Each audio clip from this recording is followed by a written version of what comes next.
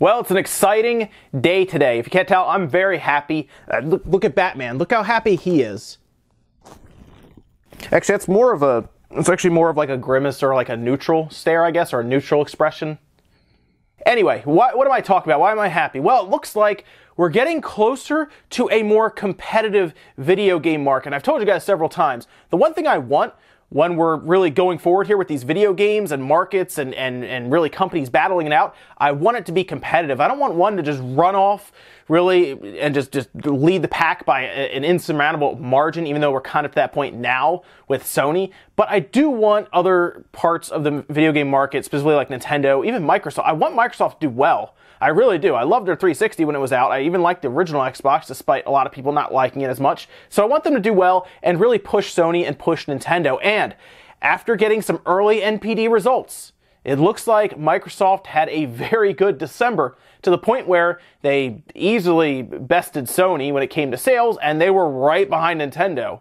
And we found all of this out when Aaron Greenberg decided to kind of just set the scene here for what we're going to see from the NPD results, saying, was trying to just thank folks for supporting us and the incredible success following the launch of Xbox One X. But yes, Xbox outsold PS4 in December for Gen 8 consoles, according to NPD data, while Nintendo also had a great month as Switch had most overall units. Now, that was in response to a Twitter user who was kind of pushing them a little bit to figure out what he was talking about in the previous tweet, where he kind of hinted that the Xbox did well in December. And there you go. He kind of sets the stage for the Xbox being better than the PlayStation, not as good as the Switch in terms of units sold. However, we did get some ratios, and this was done over on Reset Era. Now, these ratios that we got over on Reset Era were pretty much set up by Magic Pork, and what they did was they took the Switch as, say, 100%, right? And then, because they can't really share specific numbers, it's very interesting the way the NPD works. These get sent out confidentially. Usually you have to pay a pretty good amount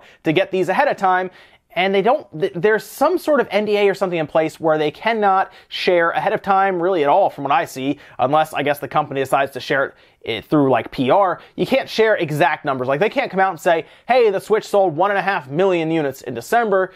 For some reason, that's just the way it is. And the way they're going to do it here is they're going to get around that a bit by saying, okay, if we're going to compare everything to the Switch is 100%, right? So below that, let's say we're talking about 100 units. The Switch sells 100 units. If we talk about a ratio of like 90, that means that for every 100 units the Switch sold, the Xbox sold 90 of them, for example, right? You understand what I'm saying here? So we're going to look at it this way. The Switch was at a ratio of 1, or 100%. Xbox sold 91% of the Switch's total, because the Switch was leading the pack in units sold. And then all the way below that, the PS4 was at 72% of the Switch's units sold. So the Xbox was quite a bit ahead of the PlayStation in this sense, was behind the Switch by about 9 points. However, because the X is so much more expensive than something like the Switch, I have a strong feeling the X probably had more revenue generated from their hardware. Now, they went on to say that the PS4 had the best in terms of software sales. Makes sense. There's a lot of PS4s out there. I don't doubt it. I don't at all. There's a ton of PS4s out there. When a game like Call of Duty, or even you want to say Battlefront, sells, it's probably going to sell more on the PS4. There's more of them out there. That's fine. But what this shows us here is that, man, the Switch is doing well, obviously. We knew the Switch did well in December. After seeing that 4.8 million mark that was shared to us, we kind of did the math and figured out, okay, they must have sold somewhere between 1.5 million, 1.8 million, somewhere in there. In December, especially after what was more of a disappointing November, I guess, even though everyone did really well there.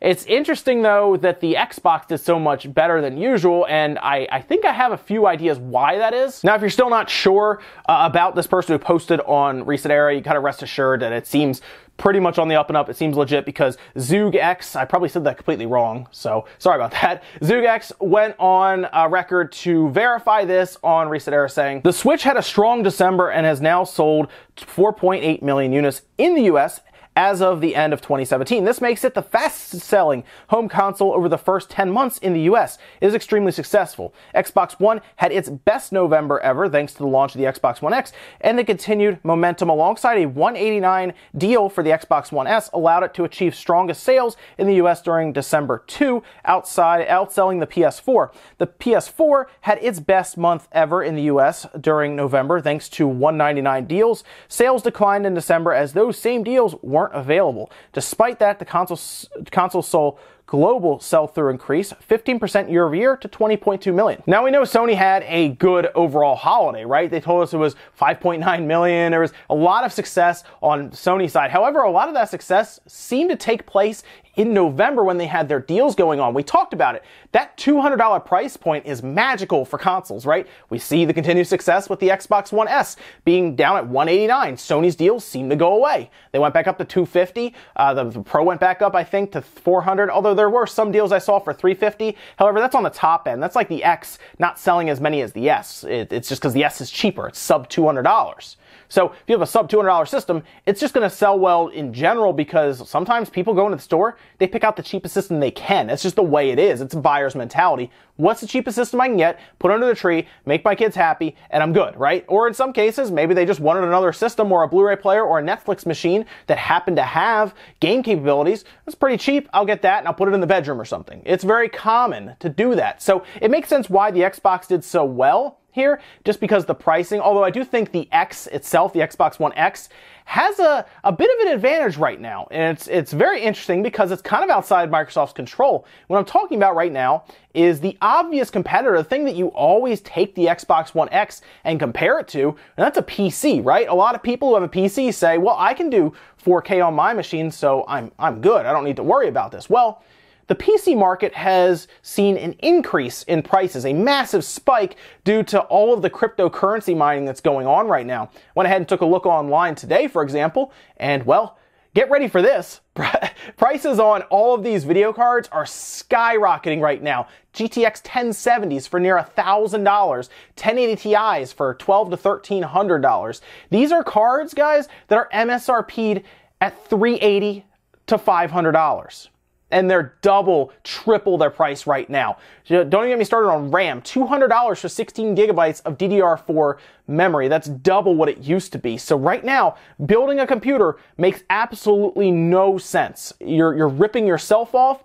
Just the fact that demand is so high for these cards because cryptocurrency is shooting through the roof and everyone's trying to mine these things, it makes no sense to build a computer. And I think a lot of people who maybe go to build a computer and they want that 4K experience, honestly, they probably step away from trying to, like, PC part picker, trying to build one, and they go, this computer is going to cost me $1,800, $1,000, or $2,000, I'm sorry, $1,000 for the video card, $2,000. I might as well just buy the $500 Xbox One X and wait it out for a year for like things like Volta to come to market, and then these cards will drop in price, and I can pick one up like a 1080 Ti for the normal price of $500 to $600, and I'll have my 4K machine then.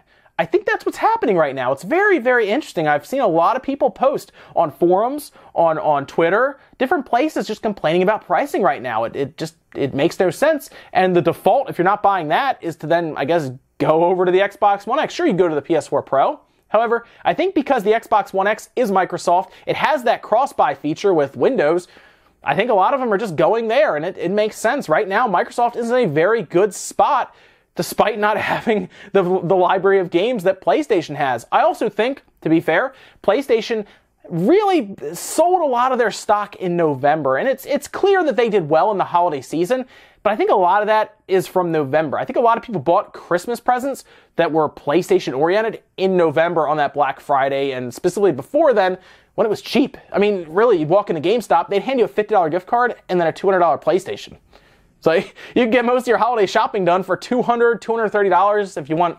Like Persona 5, it was $25. Resident Evil was like $20, and there you go. You have a PlayStation 4. You have these two games for less than $200. It's crazy how cheap it was, but because of that, all of their potential buyers bought in November, not in December. So they still made up some of the percentage, obviously, as we were just talking about here, 72%, but still, this is one of the first times I remember in a long time that Sony got outsold by Microsoft in the NPDs. But the moral of the story here is, be excited. Even if you're a diehard PlayStation fan, you're not happy to see the Xbox outsell the PlayStation. This is a good thing. I am very happy. I hope Microsoft continues to outsell PlayStation, because all that's going to do is force PlayStation to continue to get exclusives, build new games, open studios, and do anything they can to really outsell Microsoft and do better. That is the exciting thing here. And I do think Nintendo will continue their momentum because it seems like, I'm going to tell you guys, it seems like they're poised for another Direct to show up soon. And I think that's going to have some of the big hitters. And we're starting to see a lot of rumored games kind of get leaked out on retailer sites that do point to them being introduced in the next Direct that I think is sooner than a lot of us think. And it's kind of an exciting time right now. I was very happy to see this kind of flip around. You know, I think a lot of us expected Sony to continue to do well in December and really beat out the Xbox again. Not the case right now. So very exciting stuff. I'm looking forward to the future of games, especially in 2018, as this generation starts to wind down. We can see if maybe Microsoft makes up some ground towards the end of the year, as Sony, I assume, runs out of people to sell the system to. I mean, seriously, they're coming up on 80 million. How many people don't have a PS4 right now? I mean, can they sell another 20-something million this year? I don't think so. I don't think they're going to be able to. I don't think I think everybody has one. Like, seriously, I've had a PlayStation for a long time. I actually was one of the people who have a PlayStation, then I bought a Pro. I'm also one of the people who had an Xbox One S and then bought an X. So, hey, I just happen to buy all the technology, apparently. But let me know what you guys think about these NPD results. They're very early. We'll get a full breakdown when they do release them. I think they're releasing them, I want to say, in the next 8 to 9 days. I'll double check that and let you guys know, but I believe it's coming up. I'll of course update everyone on Newswave. Let me know what you think about this. Of course, the Switch, #1 in terms of units sold. Software went to the PS4 again, as we expect, but then it seems like revenue is going to go to the Xbox One, and between just the PlayStation 4 and the Xbox outsold the PlayStation brand by what appears to be roughly 15, 16 points. So it's very exciting. 19 points, I'm sorry. It's very exciting, and it's pretty fun to see this competition kind of sparking back up again. Let me know what you guys think down below, and I'll see you next time.